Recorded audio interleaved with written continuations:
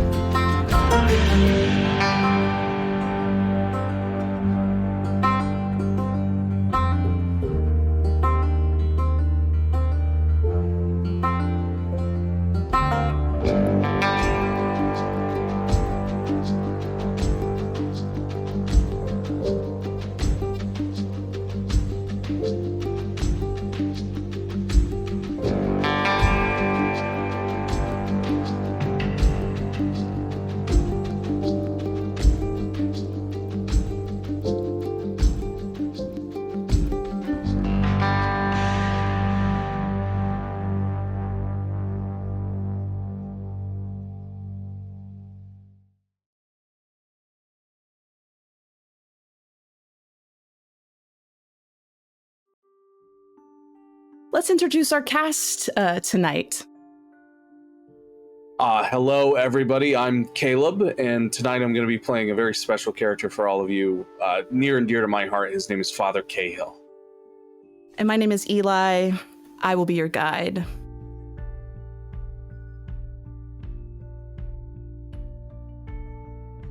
Some of us are given sacred purpose in the world, to be a light in the darkness, to carry on a responsibility, and to see it all the way through.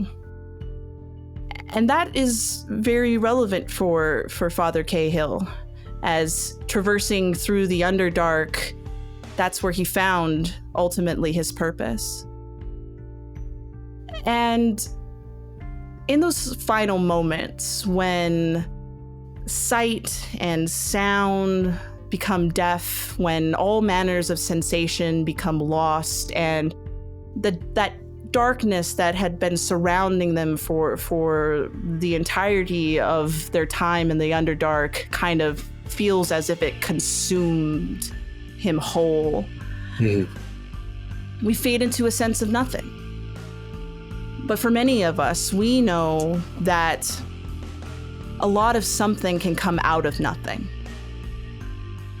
And as that sense kind of regains here for Father Caihill, we enter what is known as the manifestation, a constructed space that is inherently his own, that gets built all around him, and where a soul can be housed.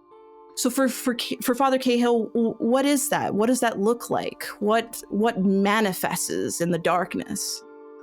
So I think that Cahill's most important moments leading up to his life, although he had spent so much time on the surface, everything that happened to him in any true level of meaning was underneath.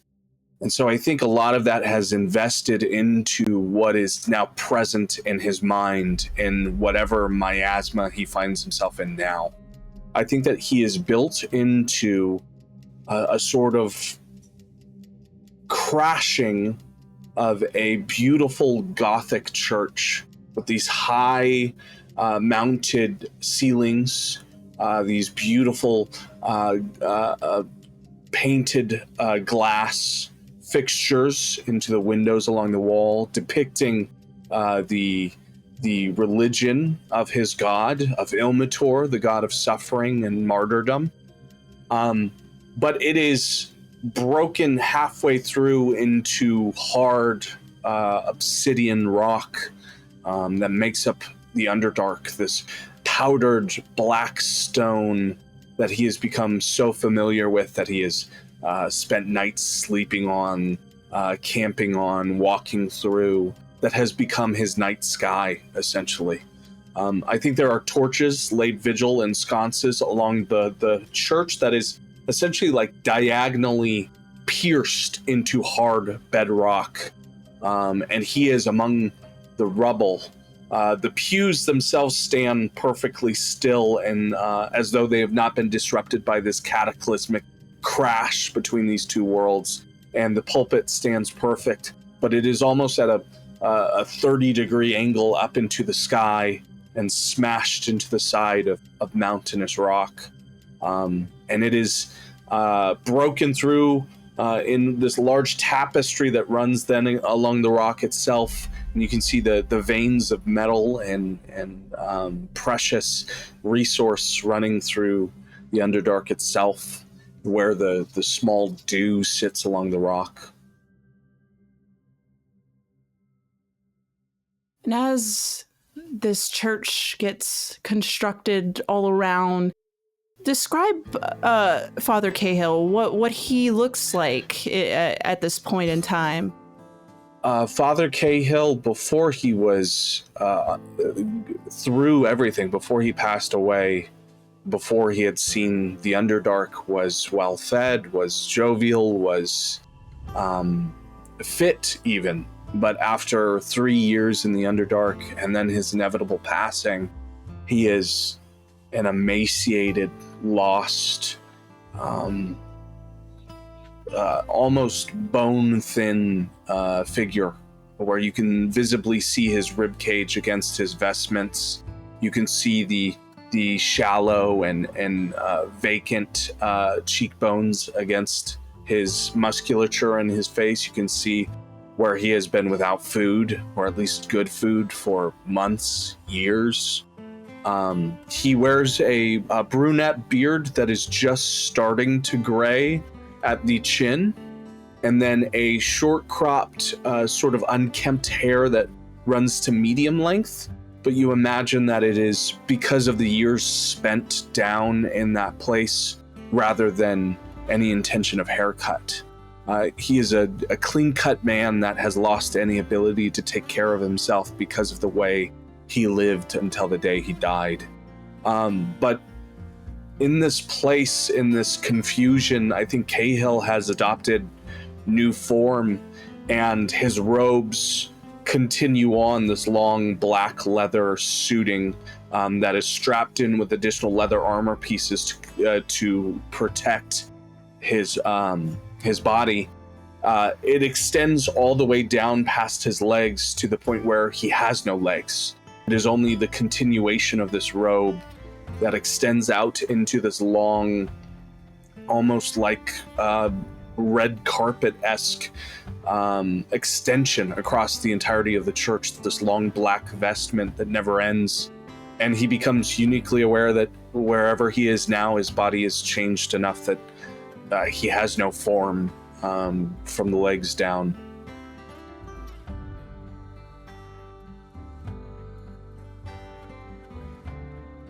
churches are divine spaces meant for those who seek a type of housing by their divine entity, and this mixture of a once formerly built church and the trials of the Underdark kind of intersect and kind of crashes in on this space. You look about and you realize that there's nothing here. Just a foundation and walls and obsidian stone and tapestries that one would expect others who share in the same ideology to come and be present here in the eyes of your god. But there is no one here. There's no one in the pews. There's no one at the pulpit. There is a bit of sensation of loneliness kind of mixed in here that no one is with you. But as you kind of wander about and look through the various places of this space, there's a moment in which you feel in your heart or soul that something is here, that something has joined you in this loneliness to bear witness to you, to see things through with you, and to remind you that you are not alone. And this is your guide. What is it that comes here, that manifests itself within this space, who reveals to you who they are? I think that there is a moment of trepidation in Caihill as he scans the environs and realizes that he's alone, because for as long as he served in life, he had believed for the longest that in death he would see reward for everything he did in life. And so the concept of being here without anyone goes exactly against what he had been promised, what he had been sold, he had been believed so much that it had given him power, until that guide creeps through. And I think it is two massive hands that break through stained glass at the very top of the church and crawl through into that environment and become the highest holy within that room, painted in shadow, almost like a mastermind's hands, puppets' hands, up at the top of the church as the torches cast these massive hand shadows across the wall. They are cascaded in the same trappings that Caihill wears around his wrists and hands. It is like a cat's cradle of perfect red cloth twine, essentially, that is wrapped over and over and over again along these massive 30 feet wide hands that are essentially twined together by this cat's cradle. And where the cradle connects, it hides the extremely scarred surface of these hands, where burns, cuts, wounds, and years of life have been lived and lost and martyred in those hands. And immediately Caihill looks up to them and feels this overwhelming calm over the loss of his life, and immediately that trepidation is gone as he realizes, maybe for the first time, that his God is more real than he could ever believe. That this must be the hands of the martyr, the hands of Ilmator, his god of suffering, just feet above him, here to take him to whatever comes next. And as those hands kind of stand before you and you look up to them, and you're filled with a wash of of divine, almost a divine-like presence, a level of empathy kind of fills this space as these hands look down upon you. Let us pull our first card. Okay.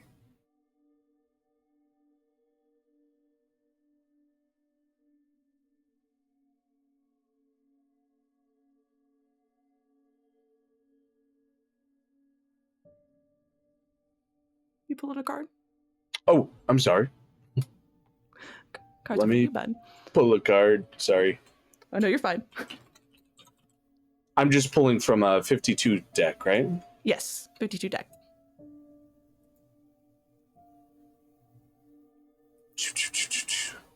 I pulled a Queen of Spades. Queen of Spades. Spades are items, things that we keep on our persons. And the Queen of Spades is something that you crafted. Okay. Yeah. I think that this is a manifestation of the book that he took down into the Underdark and continued writing in, that became sort of the story of what had happened down there. When his group encountered the first demon lord, he decided that this was a mission of martyrdom, that he had to pursue the death of the demon lords in the Underdark in order to serve his god. And so he took the book that he kept with him, called the Book of Suffering, and kept note of every single thing they had been through in order to accomplish what they had set out to do. Every horrible thing, every small hurt and large hurt in every capacity. And he kept record of his loved ones, of the people there, of the people who would come next, of everything that would happen to this community because of this event. And he took it with him into the ritual that ended up taking his life. So I definitely think that this item would be reflected there. Excellent. Roll me a d4. Okay.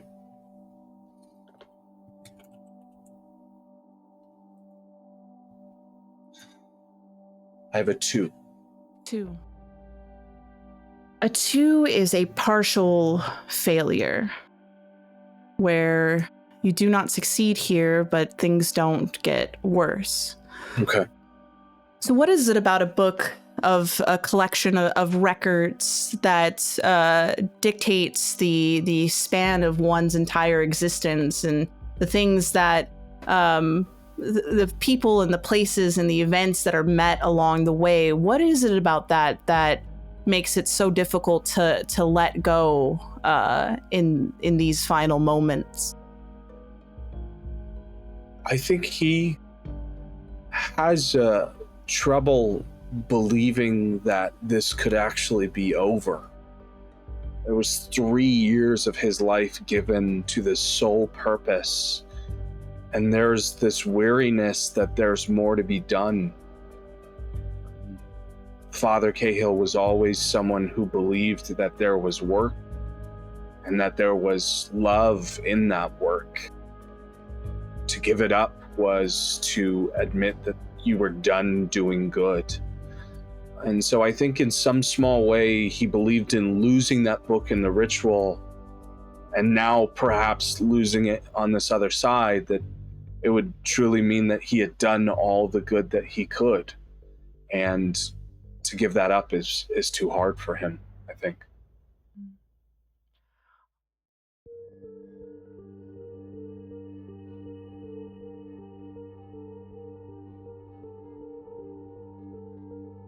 A 4. 4. You rolled an even, which means that no progress will be made to your success or failures here. But you will you will gain a spite. Okay.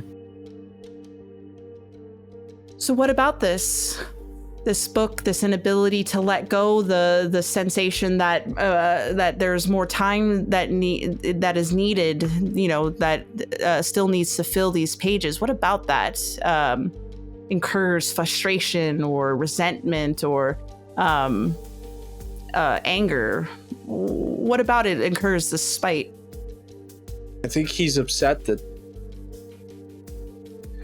there's still another level of this mystery that goes on, that yes, his offering of himself up to the ritual to stop the Demogorgon did stop the situation, did push him back, but it didn't necessarily go to the end of that monster.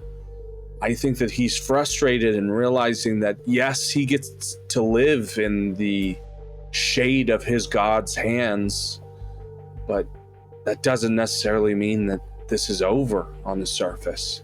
That somewhere deep in that place that he fought so hard to protect, there's a chance that this isn't over, and when it comes back, he won't have a hand in deciding what happens next.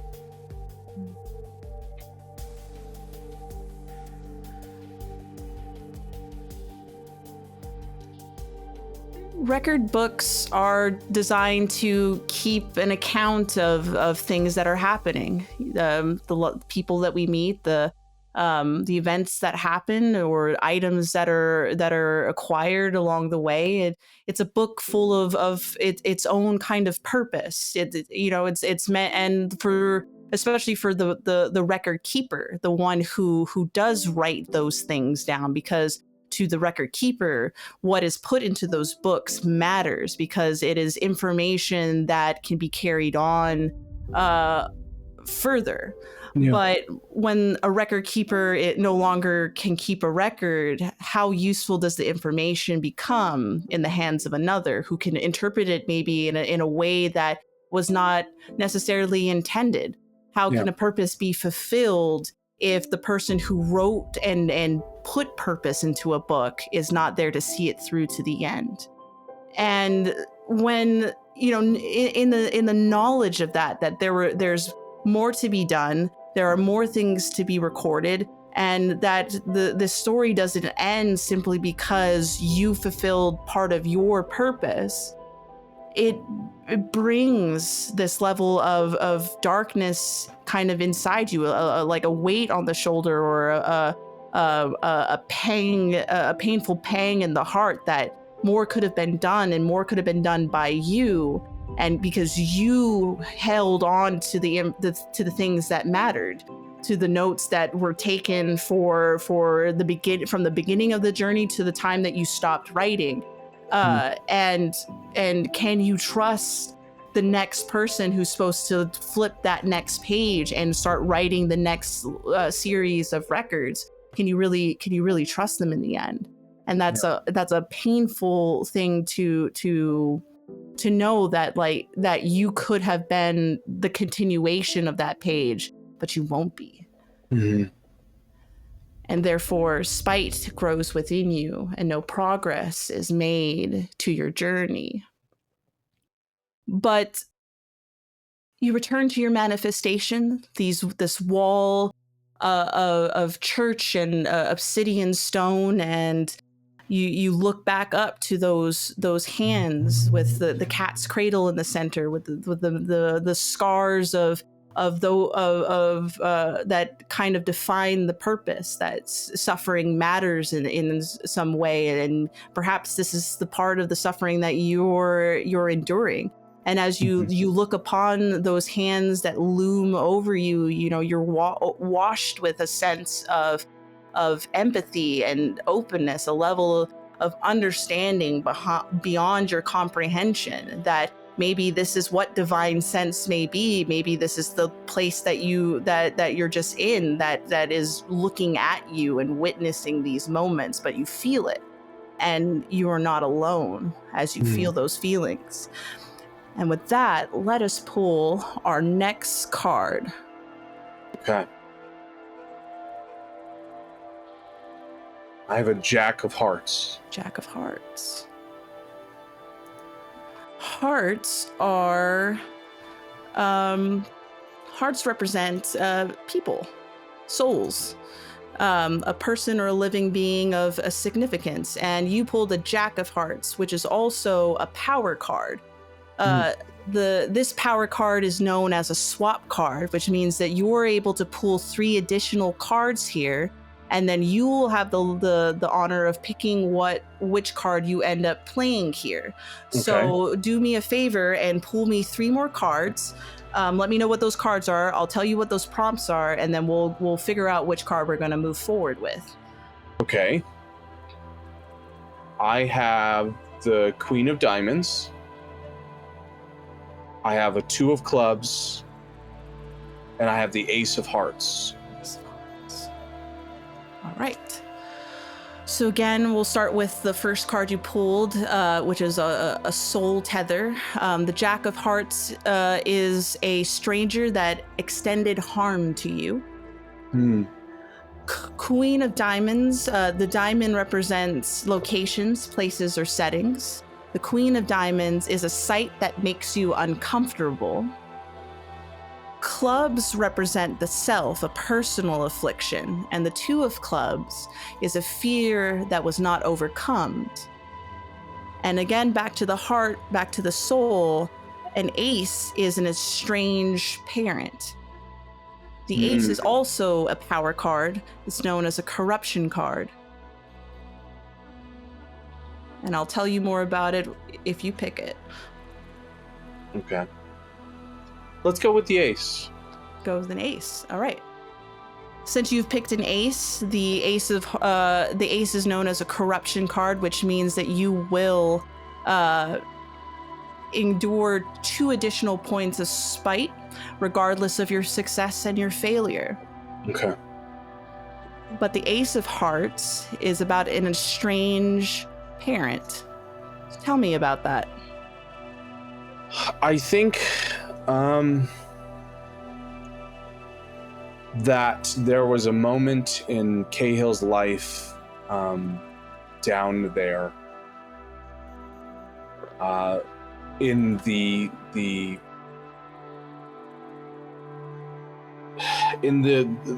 confrontation of these demon lords that he was almost called to their side in an attempt to draw on his faith in a level of corruption. And in that moment, he cast for divine intervention in an effort to call for Ilmator to prevent it. The spell failed, and he was left to be taken by those outside forces and nearly fell to them. So I think the estranged parent is Caihill clutching onto that book in the center of that church, trying to understand his mission, trying to understand his purpose, looking up to those hands and realizing that in that moment, that was maybe the only time down in the Underdark that his god didn't have him. And he's wondering now if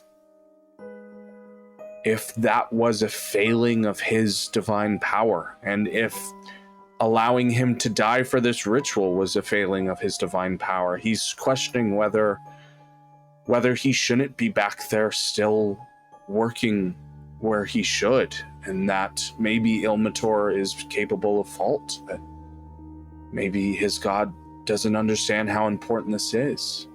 So I think it's less, the estrangement is not one born of hatred, it is a questioning. It is the one time you weren't there when I needed you. And so I think Caihill looks up to him and says, "She almost took me. She was right there. She had me, and I called to you. I played the cradle as I was instructed. I did everything that you asked of me in that moment. I begged for your name, the only name I have ever called when I needed anything. And I had lived years in your service, doing everything to your command. I did everything that you asked, and you left me. I have to know it was for a reason. I have to know that all of this was for a reason, that I did the right thing, and that they'll be okay.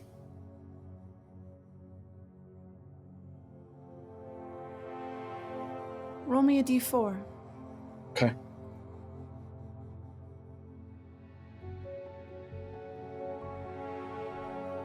I have another 4. A 4. A 4 is an absolute success, which means that you will automatically earn a point towards your success. And on top of that, you will also be able to remove 1 level of spite. Okay, good.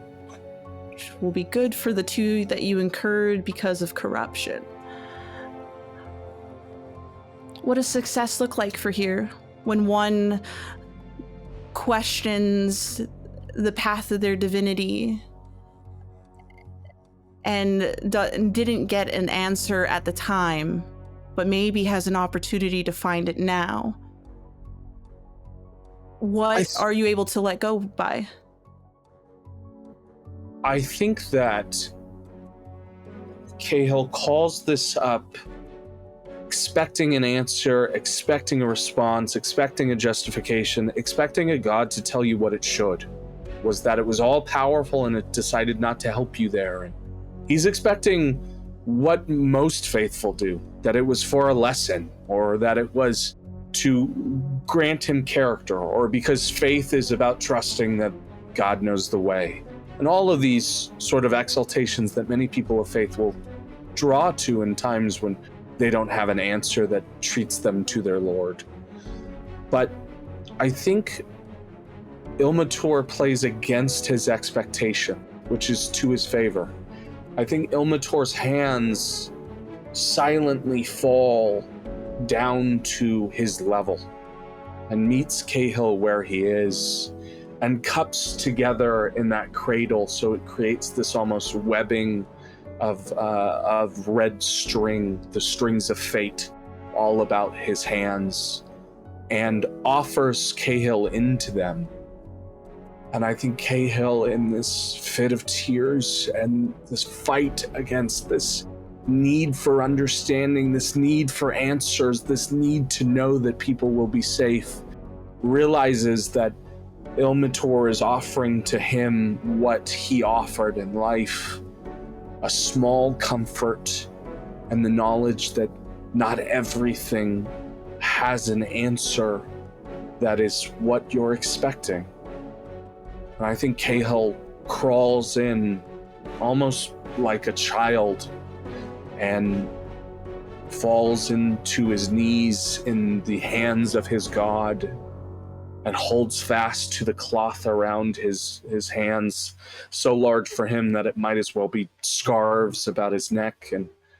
And he sits there for a moment and just bathes in the fact that his God is sorry, and that there is love here, and that it's almost better than an answer, because there's this valuable nature to the one who created him, the one that chose him. This valuable nature that even the biggest things in this world don't actually understand what happens here. They just do their best like anyone else is.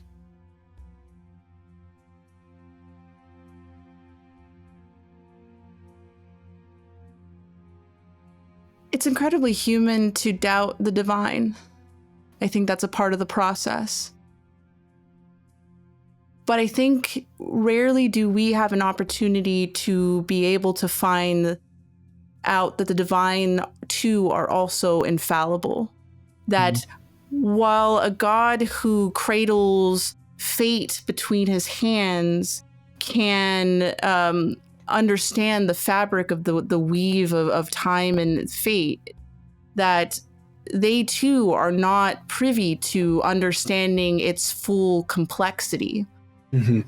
And that all they can do is provide the comfort to those who choose to continue to follow them, especially when they become open to understanding that they too have their own limits.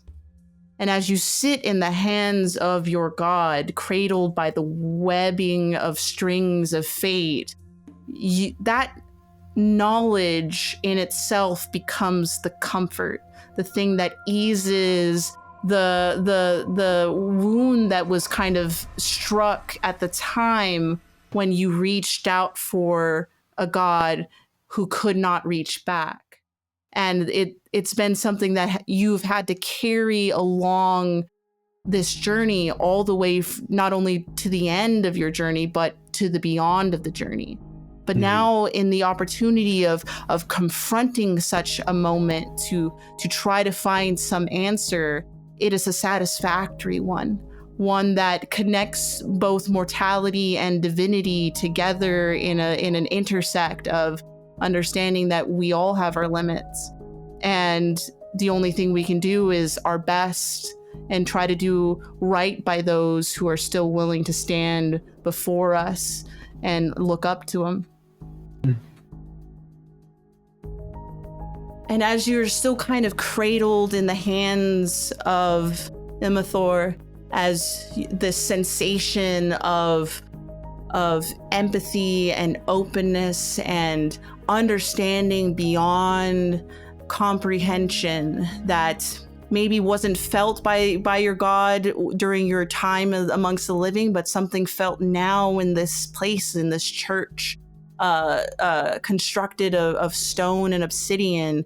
You feel it, and you are in good hands, and it makes you feel not so alone. And with that, we will pull our last card.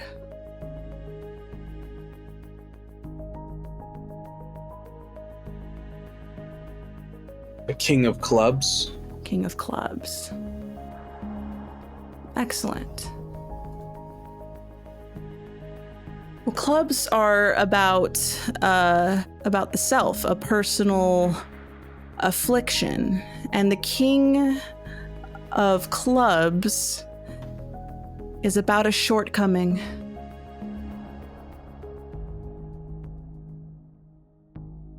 Tell me about a shortcoming. I think that Caihill had to realize that living for everyone meant that you were sacrificing living for yourself.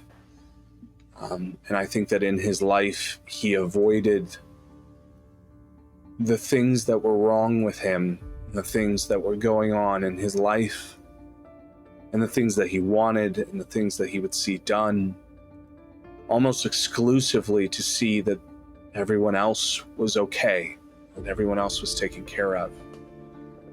And so I think his shortcomings are never taking the time to fix the things about himself he didn't like, because he was too busy fixing everyone else's issues.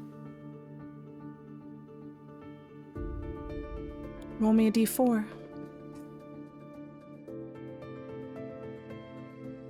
3. 3. A 3 is a partial success. Your actions here will succeed, but there might be a complication involved. So when one takes on the burden of the world and becomes that vessel in a way to, and sacrifices the self in the process, how does one make terms with that? How does one find peace in those moments? I think that peace comes now. And that's unfortunate because he had to die to find it. I think that this room is quiet enough, and he's realizing that for the rest of whatever this is going to be, that the only one that will be there when he dies, for every moment after, it's just him. And so if he is ever going to learn to love who he is, it's only going to be with him. And so I think sitting here in the hands of his God and looking out at the church that he tried to build for people who needed him, for people who loved him, for people who fought for him.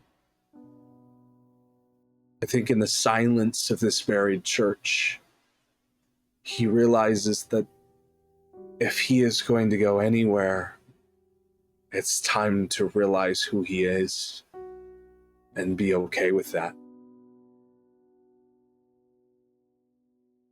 Roll me an additional d4.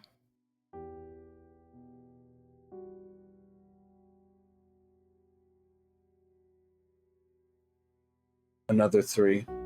Another 3. In rolling an odd, no progress will be made to your success, but you will incur a point of spite.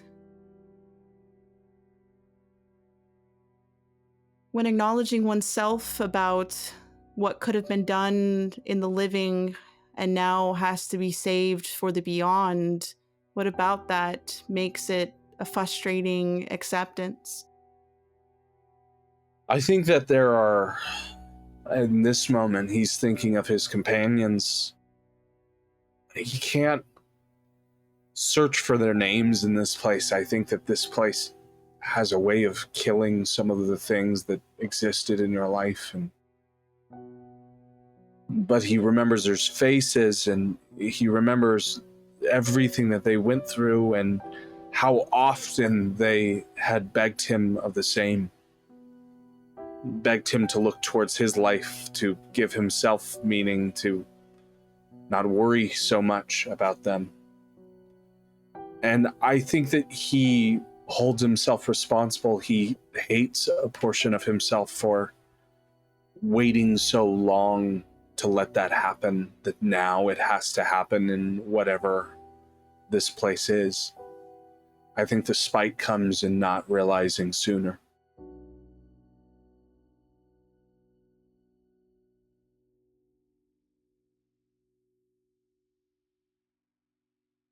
We all wish that we could self-acknowledge ourselves, during the right times. And unfortunately, we often find ourselves confronting ourselves when all the cards have been pulled and all the dice have been casted, and we're sitting in the moments of the end results, the consequences of it. And it's easy to be hoping and wishing and praying even that we could go back maybe just a few moments back and utilize that self-acknowledgement, because maybe that would change how things played out in the end. And while you gain insight in understanding that you in this next step in your journey can now take the time to focus on yourself, what would the world be like had you been able to know that sooner? Would have you been able to be that record keeper to continue those next pages? Would you be able to find peace and understanding about the nature of your God amongst the living and be able to spread that knowledge to those you shared an entire journey with, who went into the Underdark with you and took up the same cause that you took up? Could you have done more had you taken one beat to focus on yourself and not on the world? And that can be a very frustrating thing to acknowledge in the end, to know that if there was more time, maybe things could be more than what it is now. And even though you're sitting here cradled in the hands of your God, there is still that worry that time could have been more utilized in a better way, not just for those around you, but most importantly for ourselves. And that, I think, in the acknowledgement of that, it could be more for ourselves that hurts the most. Because at the end of the day, we live our lives not just for others, but for us too. We're experiencing this journey of life as it is, and if we don't take the time to make it a bit about ourselves, are we really truly authentically living it? And why do we need to wait until we've hit the beyond, when we've made a sacrifice for the world, to know that we could have had just maybe a little bit of selfishness in order to care for the thing that's most important, us?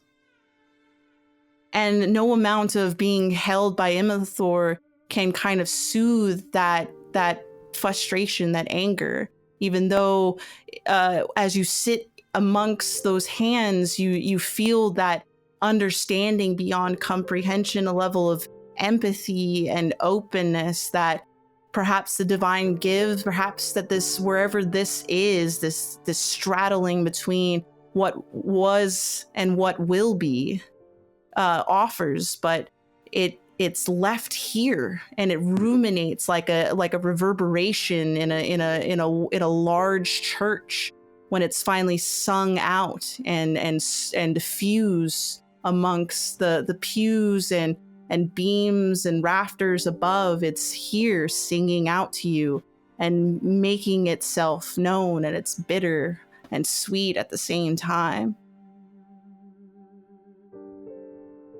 I think that Caihill sits up from that embrace, and the hands begin to raise, and he steps back and sits on the first pew and listens to that song for a moment, and just swallows the fact that there are regrets, and there always will be, and that death is the ultimate regret. It's the ending of all that could be. And I think he takes that book clutched in his hands and realizes that he is spiting himself by keeping it like something he lost, instead of using it like something he's done. And so he looks to his God, and he speaks out and says, I understand now that there's so much that I haven't done, and I will not do.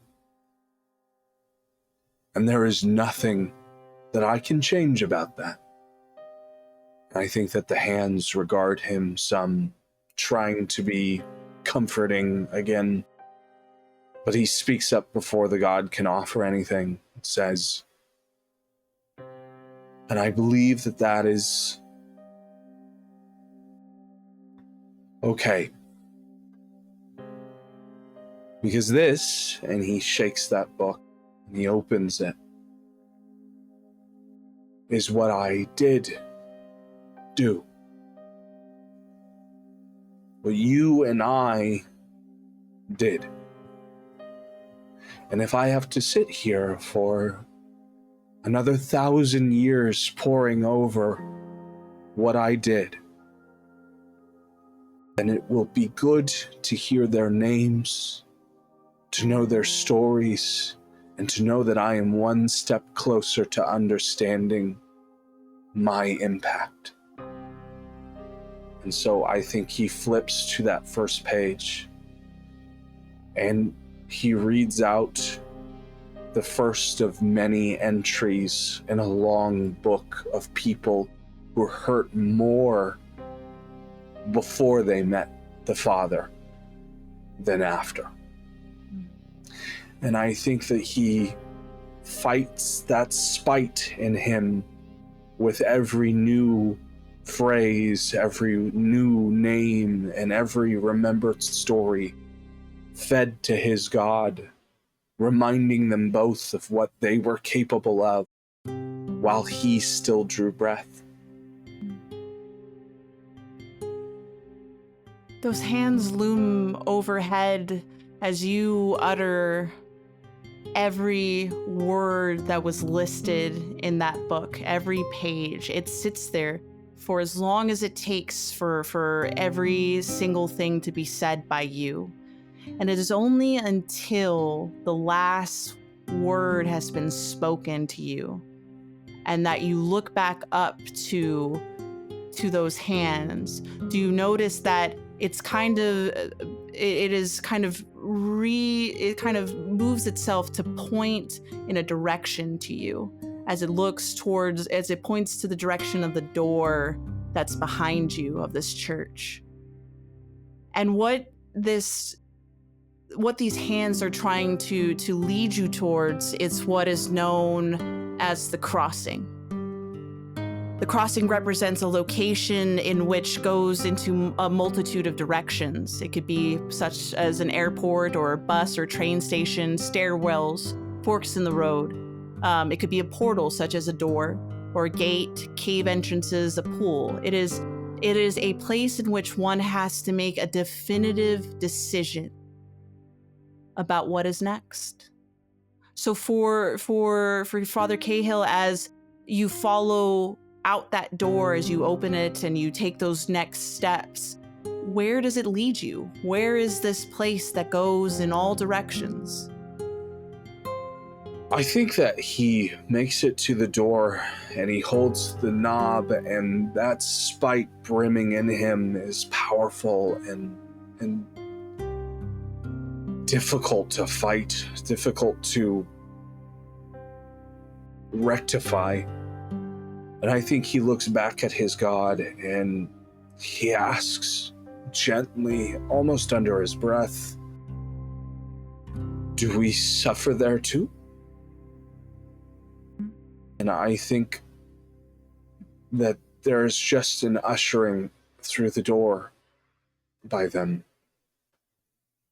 And so I think he follows, and through the door of his church, it enters into an inky blackness where Caihill cease to exist for some time, and it feels as though this is all it's ever going to be, until he can feel another door and his hand about the knob and it opening.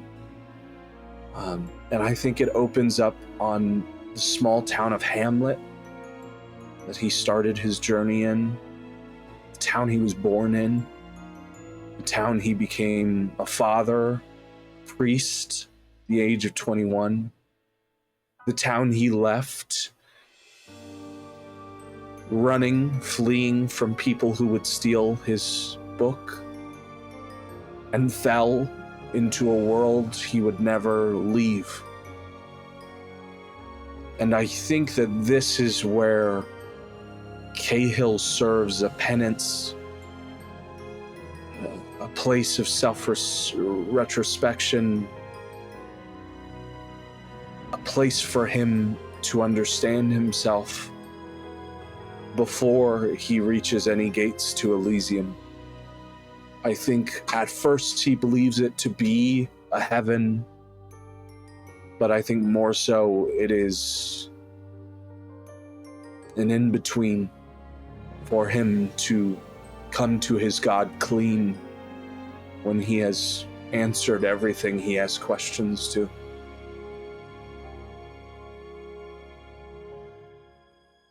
And as you find yourselves in the midst of this, in the midst of Hamlet, as you recognize it for all that your memory can recall of every corner of it, from one gate to another gate, all the people and all the faces that you met in between, where you grew up and lived your life and found your purpose and underwent the journey that you never returned from. In the crossing, we give an opportunity for one final reflection here, and we can do it in two ways. We can just simply reflect, which will look at our successes and failures and the spite made along the way, and we make a choice on if we can let go of this and move on from here, or we can leave it up to the dice and we can contest it, building dice pools between our success and failures, and how the spite affects those results, and use that as an additional guide to make that decision. So how do you want to go about this? Do you want to just simply reflect upon what we've pulled, or would you like the dice to aid you? I think Caihill is fighting so hard to just be at the side of his god, to be able to sit in his presence and be able to influence from his ability in Elysium. Caihill has wished nothing more than to join Seraphim, to be in the highest of communities with the thing he loved most. He had no true relationships outside of the people he took with him down into the Underdark and his god, and he can't be with them, so he must be with him. I think that Caihill would fight, and I think that he would take the option to build dice pools. Okay. Well, in the way that things have pulled out,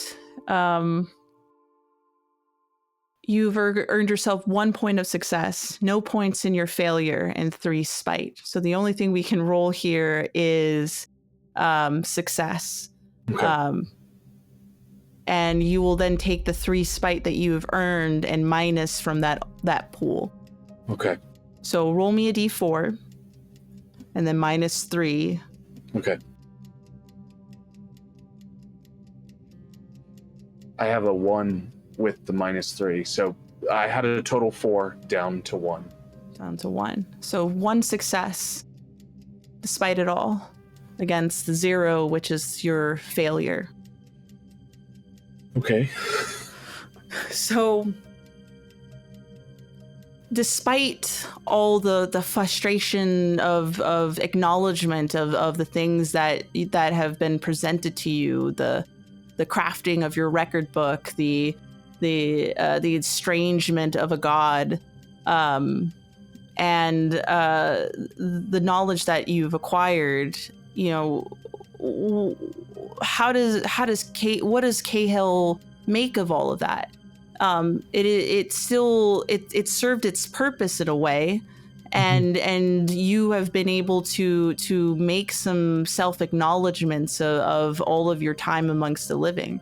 But what does Caihill do with all of that information? Does Caihill find the strength to move on, or is there more purpose here in holding on? What does Caihill want to do? I think that Hamlet is picture perfect to the way that he remembers it, and he almost believes that this is built by Ilmator as a way of rewarding him, or at least to give him perspective.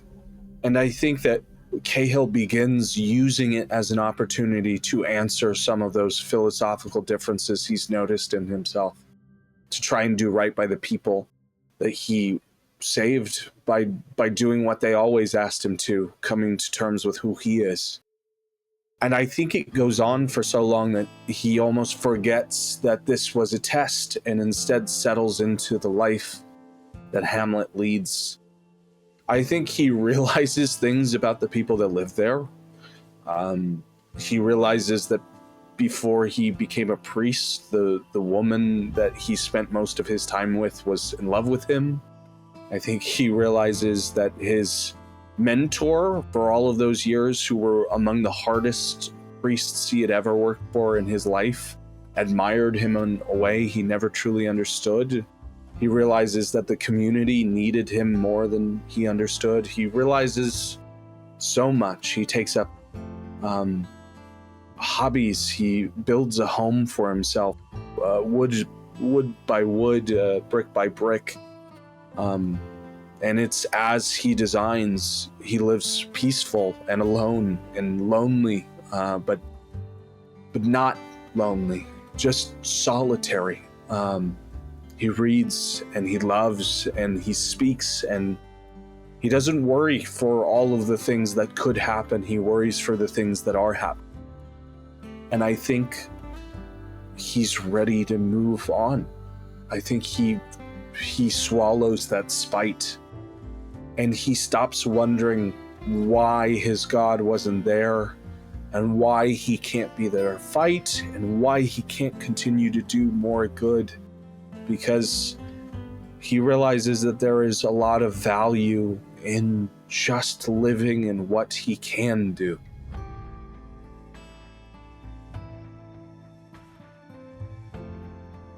As we reach our epilogue, as a decision has been made to move forward here after spending some time living essentially for oneself, even if that living it has no regard to the life before, but built here for a soul to be able to seek its comfort and prepare themselves for what comes next.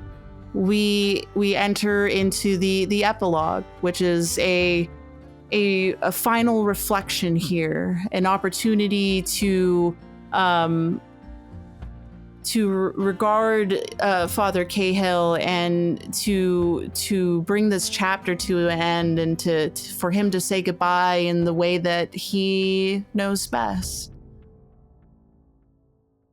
I think there's a day in the dream of Hamlet that he steps out from the home he built himself to take his morning walk. And very bizarrely, on the horizon of the hill next to his home, he sees those hands have arrived from out of the clouds. And he shakes his head and laughs, almost realizing that he had been in this dream. And I think the hands take him away through the gates of Elysium into the land of the gods. And for a time, Caihill is a bright light in a sea of stars and is nothing that he has been before. No human, no thoughts, no existence outside of luminosity, outside of celestial body. Until one day he is him again, in a different form and fashion, still floating, no legs, in this ethereal realm, but in a new location. I think he manifests in the Underdark as a spirit or small celestial being in a church erected out of stone obsidian made from the rock harvested within the Underdark, and ran by the constituents of the deep gnomes he had served for some time in their city. And it is erected in Ilmator's name with a special consideration for the sacred martyr Caihill. And I think that he is a spirit in his own home, and that he continues to be able to serve and to love and to give to the people he spends so much time with. And now it is an answering prayer and not giving it. And he loves nothing more than to help, but also to know that he is worthy and that he is loved and he is satisfied. And every so often he will light the candles himself among the statue of him cradled in those large hands in the center of that church.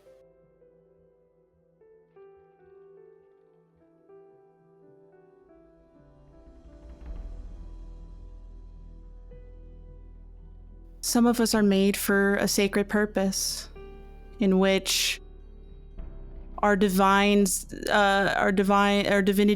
grants us an opportunity to ease our own suffering before we transcend into something much larger than ourselves. When we give ourselves to the world, sometimes we are able to return to it in a new form, in a new ability to continue to serve that purpose for others, to be a light in the darkness. When all else failed and it required a sacrifice for one life, now becomes the beacon for many lives in the Underdark, for the statue that has been erected in a church made of obsidian, to be reminded of what sacrifice can render to us, and what we can maybe aspire to, or maybe reflect upon, and maybe even change within ourselves.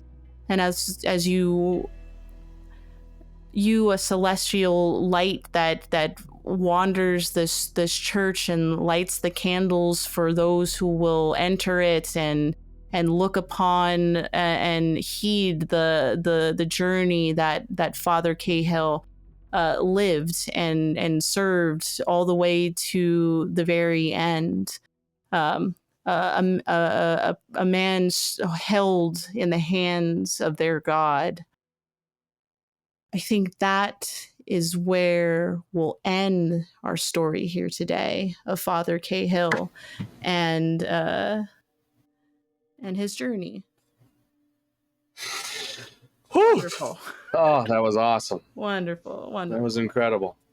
Hell yeah, no, this is great. Thank you so Yeah. much. Thank you for having me. This was incredible experience. I love playing the game. It's awesome. Thank you all for joining us today to take an opportunity to witness this story of Father Caihill, and if you would love to see how Ghostfi can be a game for you, for your table, to be able to explore the characters that you write and learn a little bit more about them, I would suggest getting a copy for yourself, which you'll be able to find in the description below. This was a game that I wrote in 2022 as an opportunity for players to find catharsis for the wonderful creations they make and the fantastic characters that they make. In hopes that they can find a way to close those chapters when they reach the end, or to know what happens to them towards the end of their own stories. So be sure to follow the link. This is not the only ghost story that's being told. 13 ghosts in total of both guests and members of the Mayday team have come together to tell their own stories, and so be sure to seek them out and hear what they have to say. But until then, we will see you all soon. And I hope you all have a great rest of your day. Perfect. Thank you, Eli. I really appreciate it.